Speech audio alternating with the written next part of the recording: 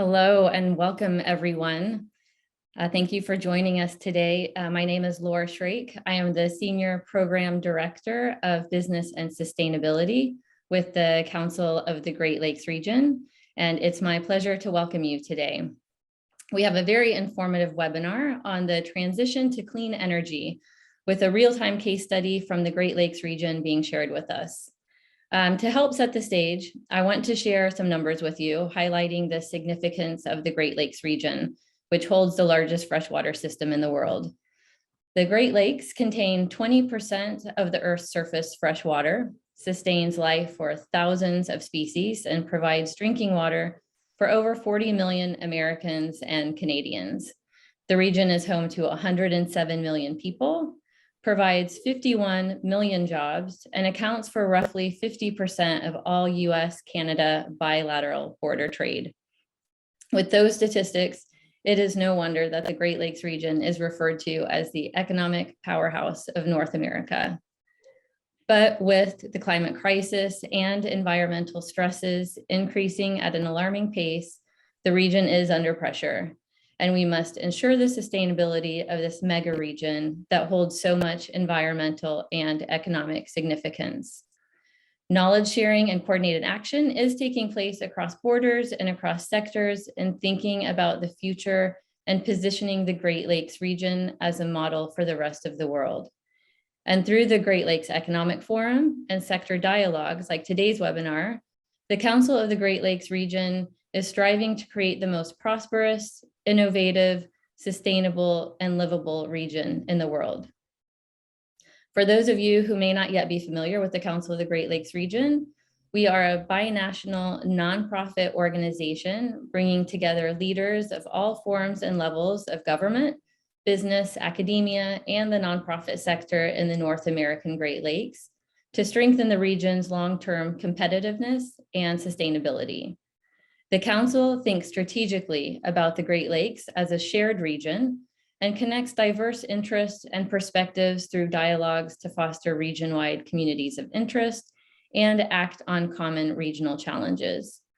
One of those shared interests is clean energy, the topic of today's webinar.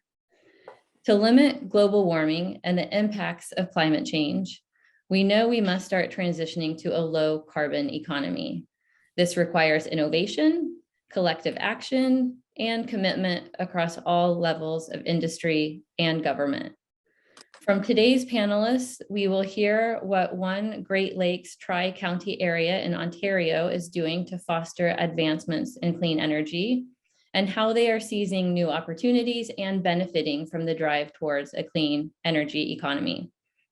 With us today is the director of the Clean Energy Frontier program at the Nuclear Innovation Institute, Jessica Linthorne, who will share with us findings from a recent economic impact study highlighting the benefits of the carbon-free electricity that is being produced in Bruce, Grey, and Huron counties.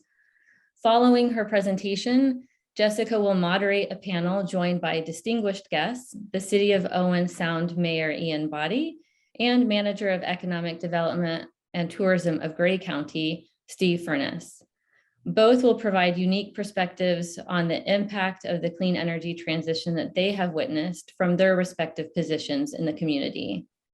And then finally, following the panel, we will conclude the webinar with closing remarks from the President and CEO of the Council of the Great Lakes region, Mark Fisher.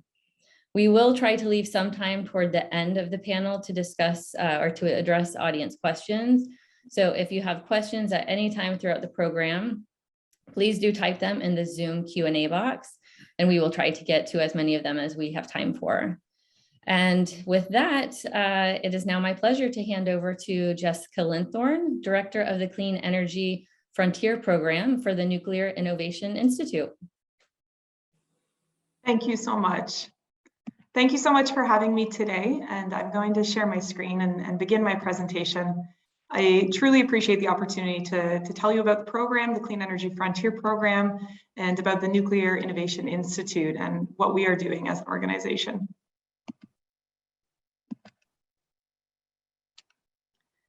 So again, I do work for the Nuclear Innovation Institute and the capacity of director of the Clean Energy Frontier Program.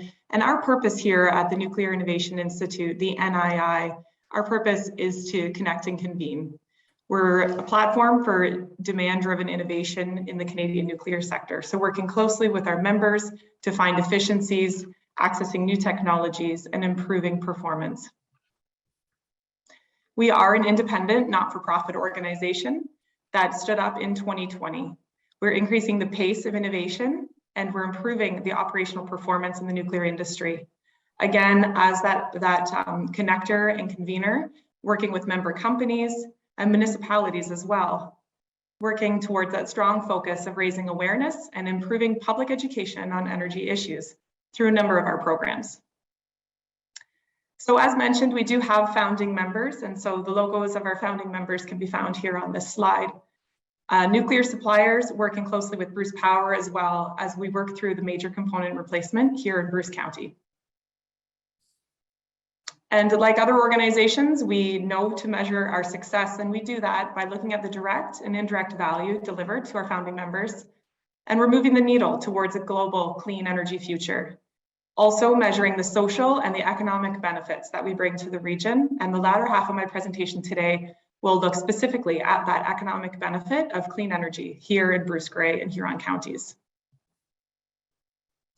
As an organization, we really do have two main streams. Our organization split into two, being the industry innovation projects, working directly with our founding members to find innovation efficiencies in the nuclear sector, and then also the public interest work. And that's the side of the organization that my program sits along with many others. So I'll speak quickly to the industry innovation work being done. And this side of the organization is led by my colleague, Dr. Eric Johnston. And so his team is working toward these areas of focus, transforming, optimizing energy generation, considering health and environmental stress, and exploring net zero pathways. So some specific work happening on hydrogen, small modular reactors, fusion, and recognizing carbon offsets.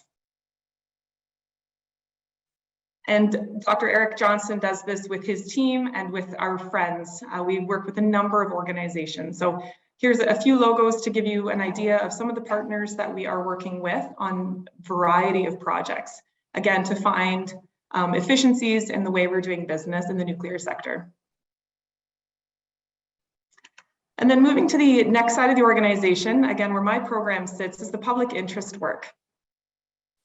So I'll move through the series of programs we have, but here's a bit of an opening slide to really demonstrate we are an active part of our community, and we're very proud of the work that we're doing and what we can provide our community. So I'll just, the middle image here is to demonstrate we hosted a number of vaccine clinics as the pandemic came into our community, and recognizing the opportunity to work with public health.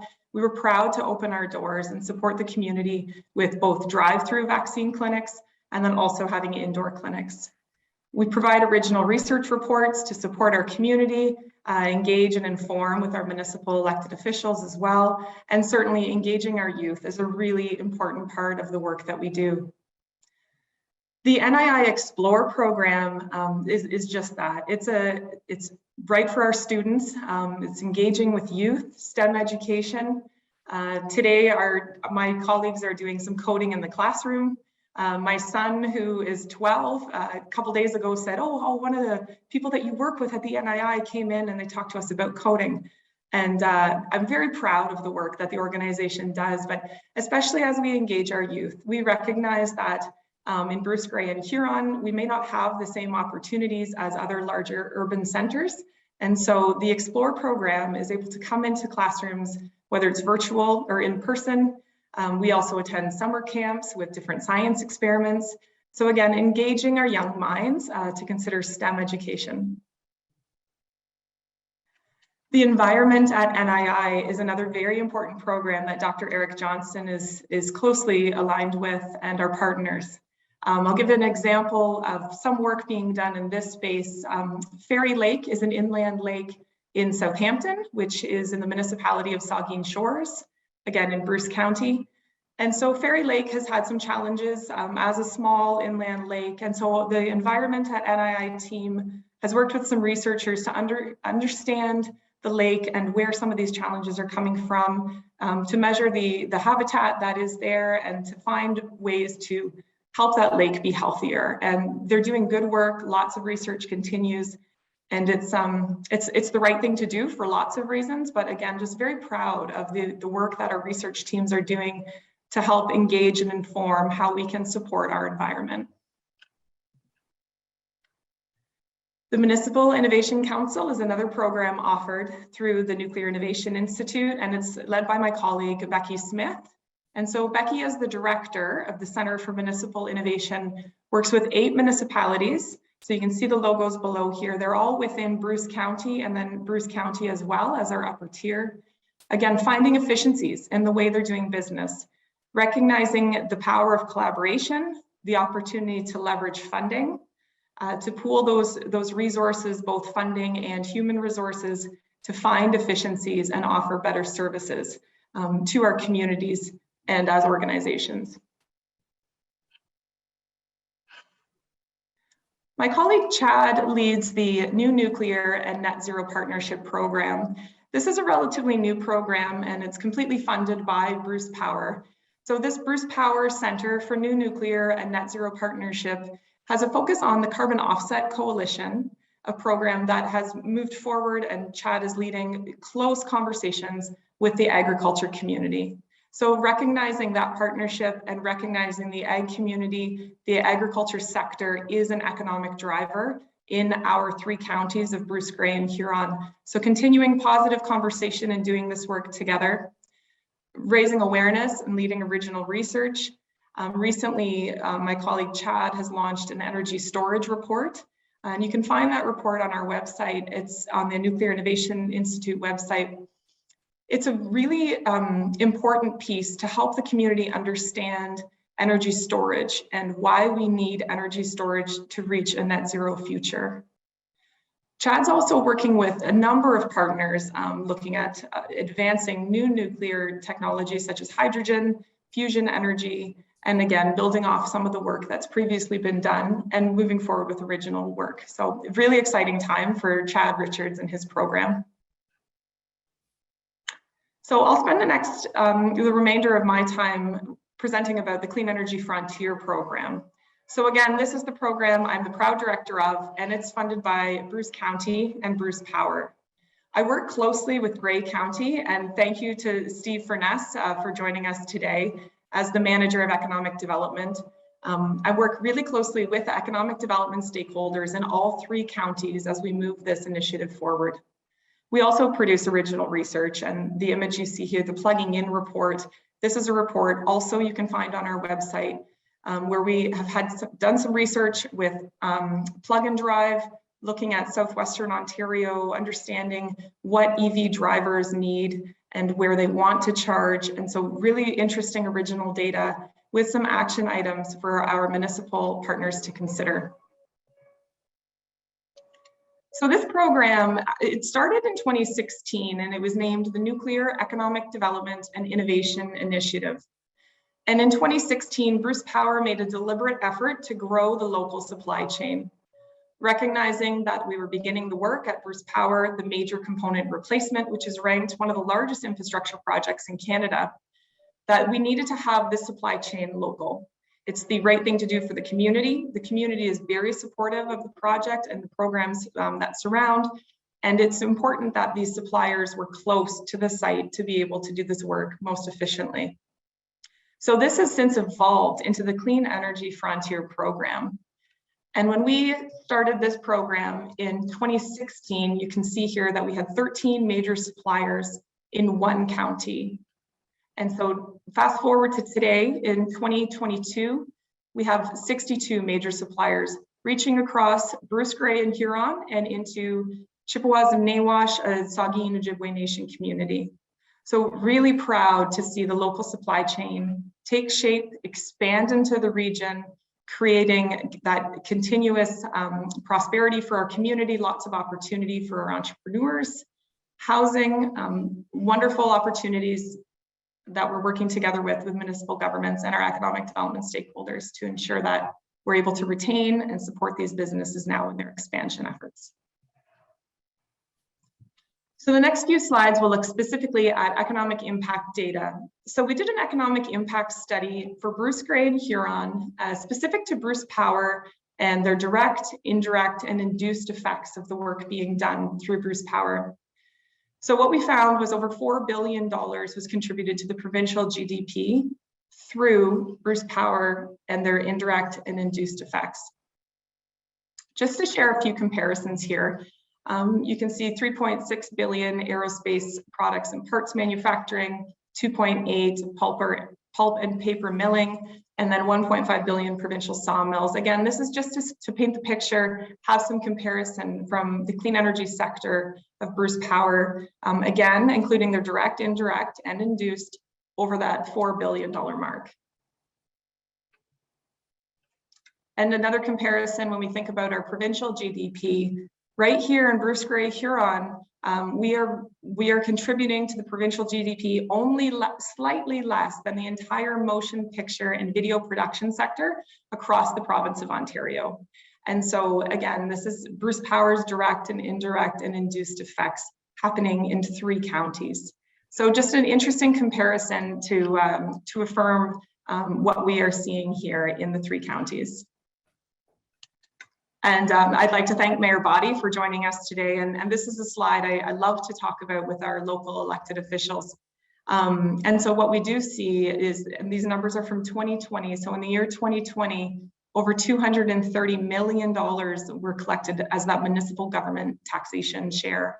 And the vast majority of that, over $230 million, is staying right here in Bruce Grey and Huron counties. So significant taxation collection through the clean energy sector.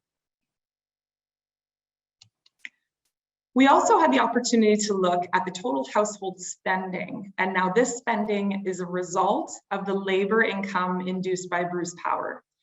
And so again, in 2020, we did find that we spent over $1.43 billion household spending. And so I will highlight on the next couple of slides a few of these data points, but I did want to include this slide with this level of detail just to paint the picture of how and where that money is being spent. So again, over 1.43 billion in household spending, and keeping in mind, this was in 2020 alone. And in March 2020, when COVID-19 arrived and the whole world was rocked and we had to sort out how our local businesses would survive, in Bruce Grey and Huron County, because of the clean energy sector, so Bruce Power, direct, indirect, and induced effects, because of that clean energy sector here, we were able to spend over $56 million on our local restaurants. In 2020, we spent over 71 million on retail clothing and accessories. And shocking, we spent over $16 million on our household pets. So those aren't our agriculture, these are our cats and our dogs and our other household pets. So, you know, just again, painting this picture that it's an incredible time to be an entrepreneur in Bruce Grey and Huron counties, an incredible time to be an investor into this region. We also spent over $12 million on dental and eye care services. And now this amount excludes the amount that's covered by our insurance. So significant spending and interesting data to break down the opportunity to support our entrepreneurs and local investment because of the clean energy sector. As one of my final slides, I wanted to share with you some industry cluster data. Now, this is from the 2016 census, and this data set will be released later on in this calendar year for 2021. But what we can see here is that the only sector and cluster, so when we think about employment compared to the population, so that density, the only cluster that is above our region with clean energy is Sudbury with the mining industry. As you move through this list, I'll talk about Waterloo. I did spend some time in my career in Waterloo, and certainly we recognize the city of Waterloo and Waterloo region as a tech hub. It's a tech sector. BlackBerry was in Waterloo, of course, and Communitech, and we recognize that region as tech and software publication But as you can see in this chart, our population and our employment actually promotes us up higher in this chart as that with that industry cluster around clean energy. So again, as an economic development professional, I find this data really fascinating. And again, just a really proud opportunity to remind everybody that we do truly have the clean energy cluster right here in the clean energy frontier region. So in closing on my presentation, with the Clean Energy Frontier program working towards promoting this region as the Clean Energy Frontier region, ensuring that Canadians know and our neighbors understand that we are where clean energy happens. We're proud. When we think clean energy, we're creating a healthy environment for next generations. We're eliminating smog days, and our businesses are supported. So all that to say that we do all win with clean energy. So I'll stop sharing my screen and I'll invite our panelists to join me. Thank you very much. Hi, Jason. Thanks so much. Hi, Mayor Boddy and Steve, how are you? Good. Good morning. It's great to be here. Yeah, thank you so much for taking the time. We can appreciate it's a busy time for everybody, but it certainly is a great opportunity to sit with some friends from Grey County and from the city of Owen Sound. And so the city of Owen Sound is within Grey County, and the Grey County being a region. So just to paint that picture, but I do have a few questions, and I hope that you're as excited about the data that I just shared that as I am, recognizing, Steve, as an economic development person, I know you and I are both excited about data, and Mayor Boddy, I hope you're excited about data too. So with that, let's dive into a couple of questions I have for you, if that's okay. And I'll open the conversation directed to you, Mayor Boddy, if I could. And really, as I've just described, we've really seen this evolution from the Nuclear Economic Development Initiative to this expansion as the Clean Energy Frontier program. And we're seeing clean energy suppliers come to the area. And I think in Owen Sound, there's 5 or maybe 6 suppliers that have now expanded into your community of the city of Owen Sound. So I wondered if you could just kind of describe, what does that mean for you as the mayor to have these expansions of clean energy businesses? Well, it's huge. And just give a bit of background. Owen Sound was established in the 1800s as a shipping port, shipping people and products made in Ontario out to the prairies, and of course getting grain back through the harbor. We're lucky we're nestled between Georgian Bay and the beautiful Niagara Escarpment around us. We've recently been recognized as a tree city of the world, so we really like our natural environment. Population is 22,000 people, although our daytime population is probably close to the 40,000 as people from the region come in for services, for shopping, and certainly for work.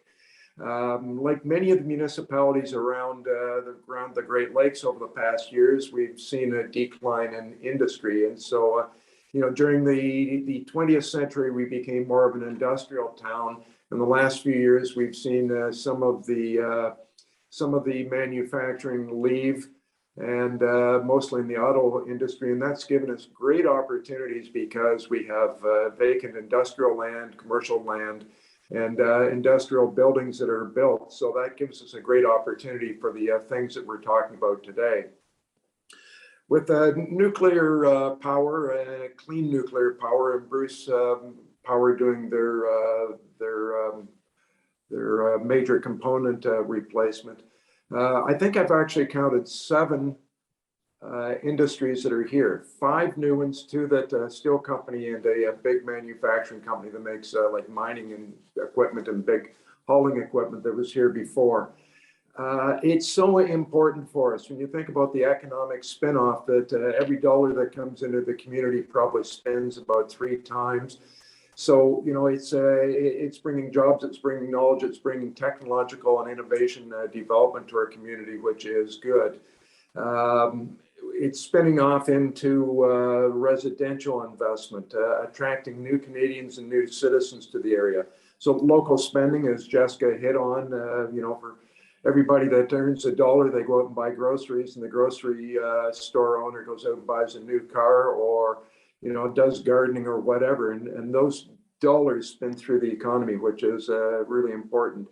And of course, we've got kids in our schools and in our playgrounds and in our arenas, and that helps to build the community. So with each new job and industry being here, it helps build the community and frankly, community pride. So it's very important for a lot more than just the assessment, which is important to us.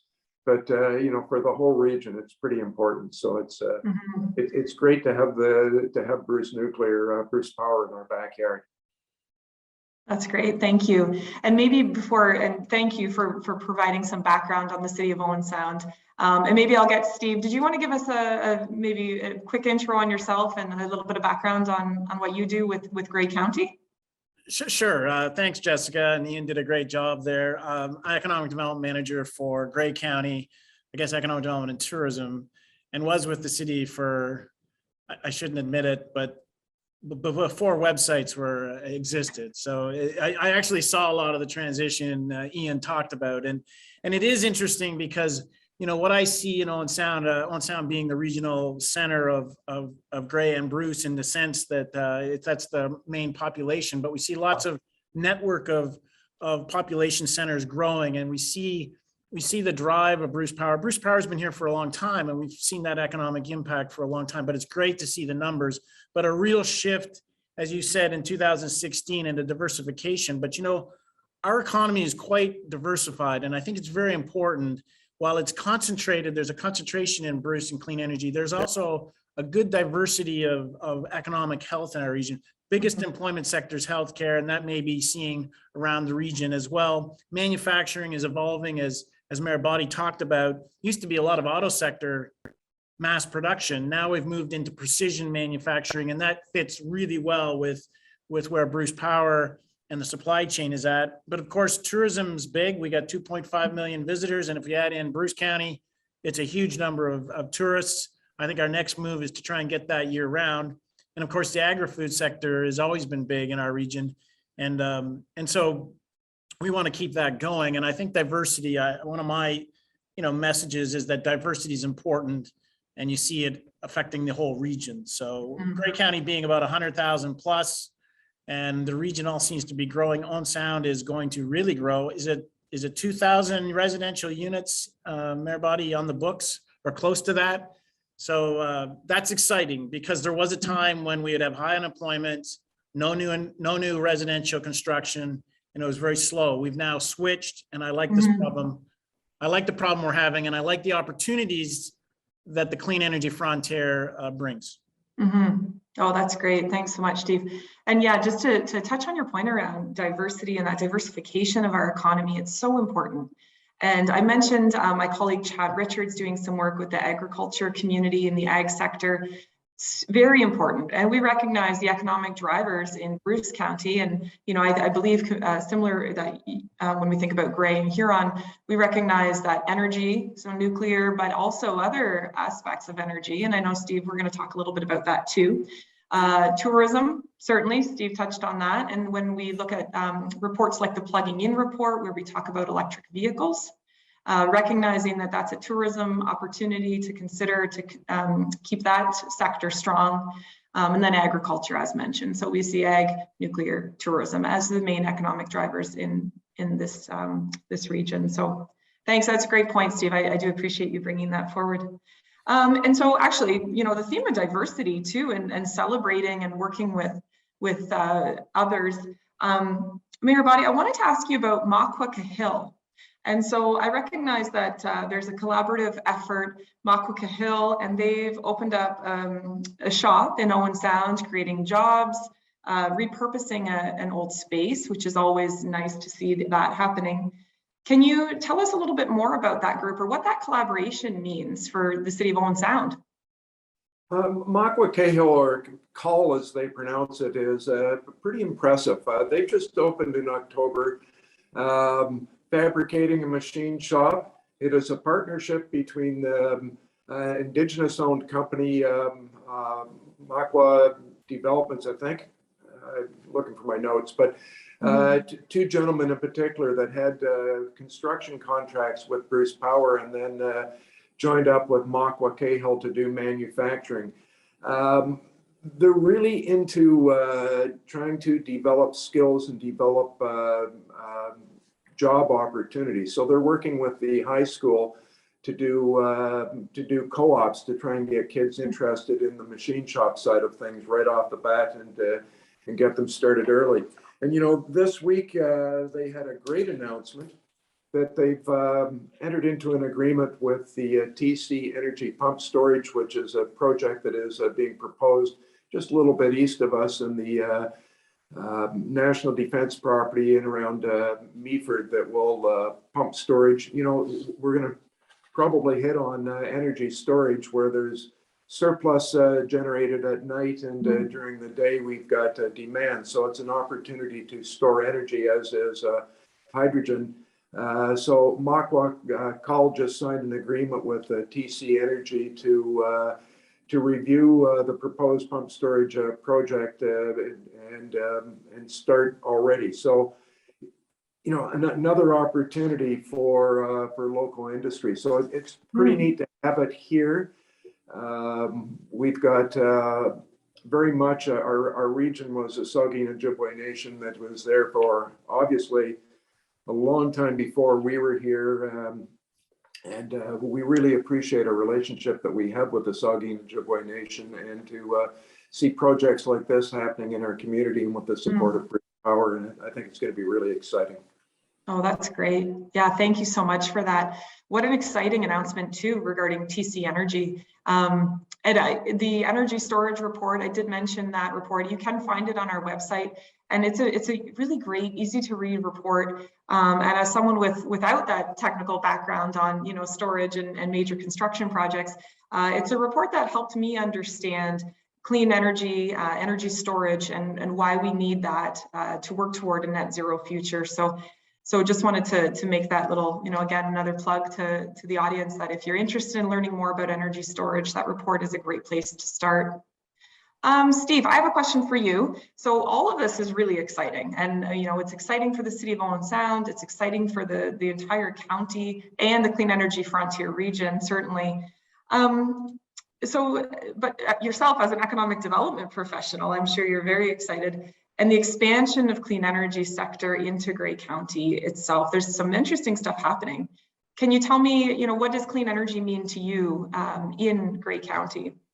So thanks, Jessica. So, you know, Bruce Power has been around for a while, and we now have the resurgence of the major component replacement, and we went through a team exercise between Grey, Bruce, and Huron, and NII and OCNI and Bruce Power to get those suppliers here. But we're now starting to see, and that report is excellence in linking an understanding of why nuclear, hydrogen, pump storage is all linked together, and how wind power and solar fits in. And so when you think about those opportunities, many of the supply chain are going to be involved or could be involved in many of those opportunities. So the pump storage facility in the Meaford area still going through its approval process, but huge opportunities in terms of the investment.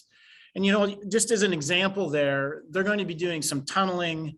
And then you look at the companies in our area that are involved in mining. I just spoke, and the mayor reminded me earlier to reach out. We hadn't talked to McLean Engineering in a while. I did that and specifically asked them about their interest in mining and what's going on in the Meaford project, and very much interested, and in fact have some very interesting things they're doing in terms of batteries and mining equipment, and the investment they're making across the region in the north. And so we're going to touch base with them again. There's an existing employer that is going to be able to tap into these opportunities, and that's one of our goals in sitting down with Bruce Power and NII, but also with the pump storage facility and others. What can we do to maximize the economic benefits with our existing employers, and then how do we attract new? And that also goes with the hydrogen opportunity that was announced, the new provincial hydrogen strategy. Hydrogen Optimized is now located in Owen Sound. Great facility in Owen Sound after we lost a manufacturer in an auto sector. A 300,000 square foot facility, modernized, great power, and they were able to move in there. And by the way, there's still lots of space in that building. But Hydrogen Optimized is working with Bruce Power on those opportunities. So how do we become a hydrogen hub? How do we tap into that and grow those benefits? And of course, the other thing is it's very much aligned with national and provincial strategies. It wasn't that long ago that I looked at some of those aligned strategies, and it was hard for us to fit in. They were doing, fintech. Well, how are we up here ever going to do? Maybe now we can, but that's why these opportunities are so important to our region. They're right here in front of us. We got to work them. That's awesome. That's great. And, just to do a throwback to year one economic development, we talk about, attracting industry, and we talk about leveraging assets. And assets are people too, and entrepreneurs. Assets are, the engineering firm you just talked about that has experience in the mining industry. And so, yes, as much as it's about attracting that new industry and attracting, those expansions to the area, it's also about leveraging what we have. And we have lots of skills and knowledge and dedication, and people that might have been from the area that have left and are returning to the area for the quality of life and leveraging those assets. It's a key component of economic development. So Steve, that was great. I think you and I could probably just have a whole ECDev and totally nerd out on economic development conversation. So I better move on. Steve, back to you. So we've kind of touched on my next question. We mentioned leveraging these clean energy opportunities. So at the Nuclear Innovation Institute, so through my program, the Center for New Nuclear and Net Zero Partnership, there's lots of research and original research and great reports that are underway right now, looking at things like storage, electric vehicles, and we recognize that hydrogen is on the horizon. It sounds like it is moving forward in a few different ways. And so certainly you've got your eye on some of these projects, but is there more that you can share? Well, I think one of the things we're looking forward to, and we'll be talking next week to County Council and our Economic Development Committee about our new investment strategy. And the investment strategy is very much aligned with the clean energy focus. And so we'll be talking about that. And we're really moving from a period of 5 years ago when we were trying to get our region investment ready, and we still have to work on that, of course, but to going after and attracting and targeting what we want to have happen and leveraging our strengths. And it's really kind of all coming together. Now, our strengths are also in tourism and agri-food, and we'll be looking at that. And of course, agri-food takes advantage of all the great clean water. But, from the clean energy perspective, the clean energy frontier is very much aligned with our investment strategy. And part of our investment strategy will be looking at how do we research and advance some of these things with our partners. And so Georgian College, as the mayor talked about, we're really excited about the continued growth of what's going on at Georgian College and the Owen Sound campus in trades. But we want to keep that going further. And of course, if there's research opportunities with NII, we want to do that as well. I think the first thing we'll be looking at will probably likely be how do we create a hydrogen hub, which means there's research, there's demonstration projects and applications at the municipal level. And that fits in nicely with Grey County's climate change action plan, where I was just looking at it yesterday, where we're actually looking at getting our fleet moved off of fuel. And of course, to tie in again to McLean Engineering that does heavy equipment and batteries, and there may be a link there that the mayor and I will be talking to them next week. But we need to go out and talk to our existing businesses because they are also doing lots of research. We talked to at the CNA conference, Mayor Boddy and I, with Steve Con, a packaging company for Bruce Power. All of a sudden, they're doing isotope packaging.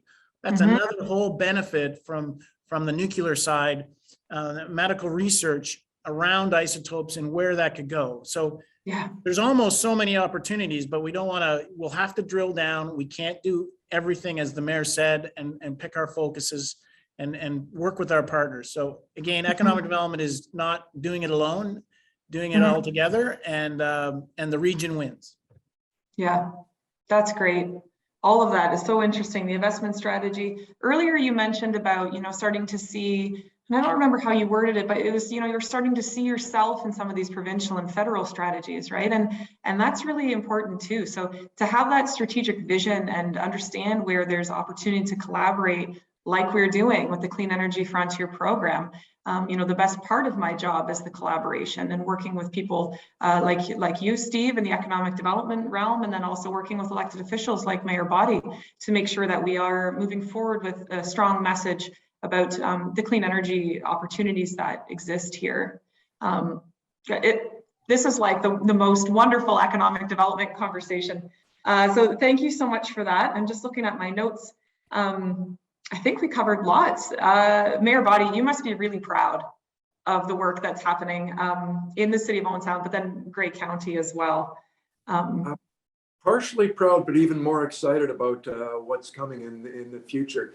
I can think back to 10 or 12 years ago that we talked about climate change, and it was perhaps new, and there was people that didn't want to accept it. When we talked about transitioning from carbon-based, petroleum-based economy, everyone, not everyone, but there was certainly an argument that the economy would collapse if we dared do that. And of course, the argument was that there would be a new economy created by clean energy opportunities. And that would be the future. Well, the future is here, and we're sitting in a great physical position, geographic position, being able to take advantage of the opportunities of clean power being generated at Bruce Power. And that future is now. The opportunities are here now. So I'm really looking forward to where this goes, and I'm very excited about our region and energy storage and where this is going to go. And it's not the future, it's now. And I am very much excited about where we're positioned and the companies that we have here and the opportunities that we have for our city that will go on long after I'm gone. So it's a pretty neat time in history. It's so exciting. Great. Thank you so much to both of you for your enthusiasm and your continued support for not only the Clean Energy Frontier program, but for our clean energy future. So with that, I am going to take a look at the chat box. So I'll ask Mayor Boddy and Steve, just stay on the panel if you could, in case some of these questions might be better suited for you. So just bear with me while I scroll through the chat.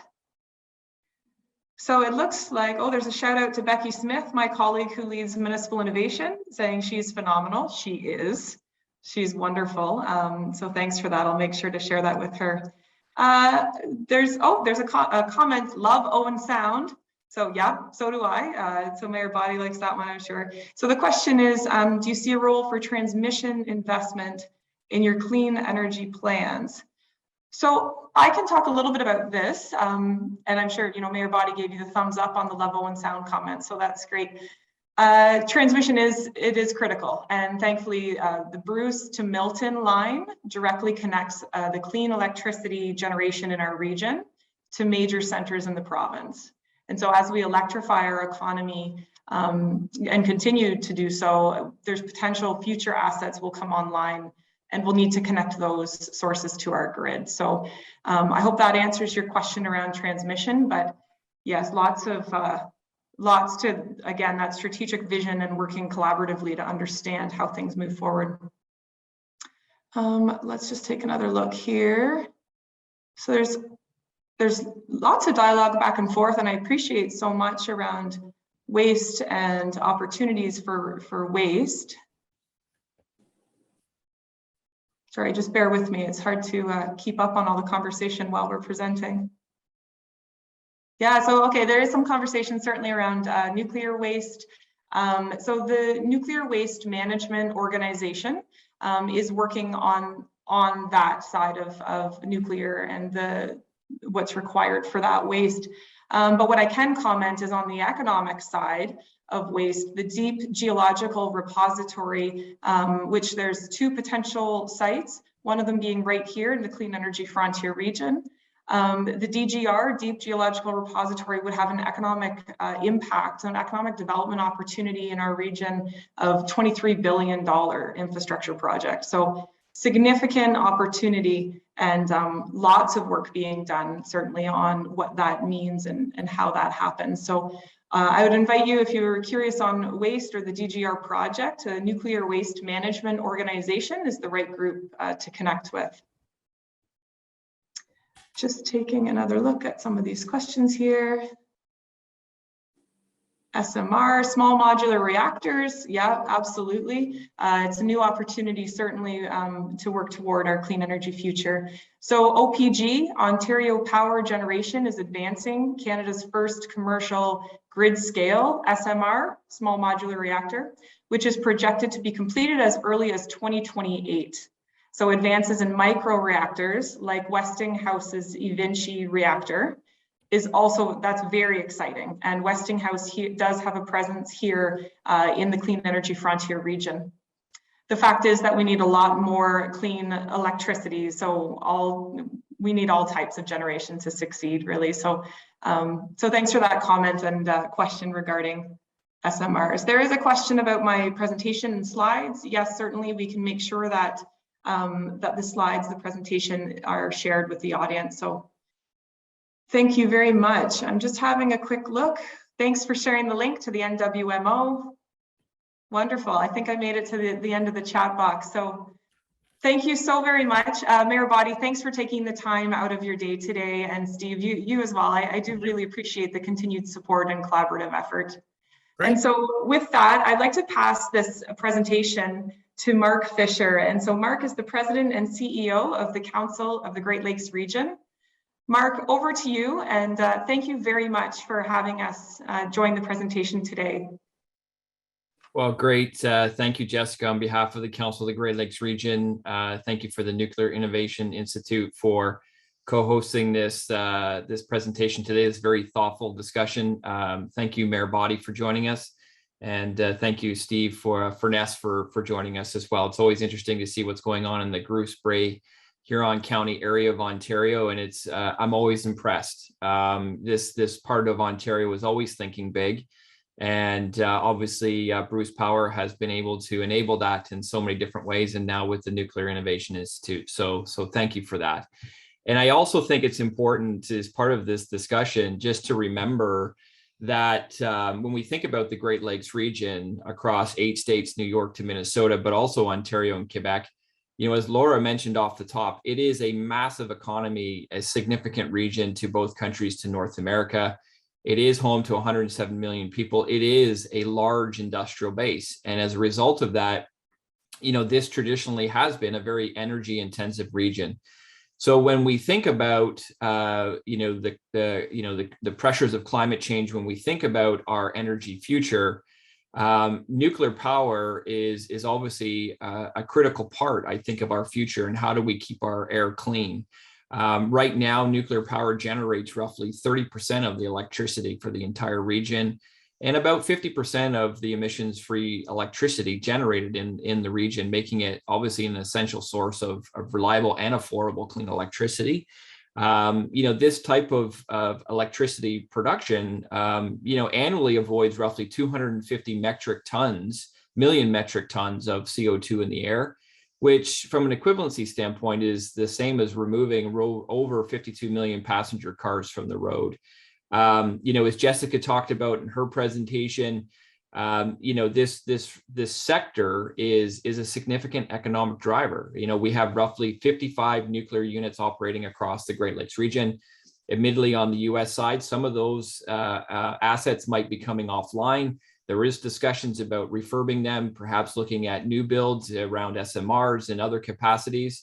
But right now, we do have 55 nuclear units operating across the region, and those units employ, you know, close to 100,000 people, and through direct and indirect employment. The nuclear industry writ large, you know, also combines to inject roughly 10 to 12 billion a year in the regional economy through direct and indirect spending.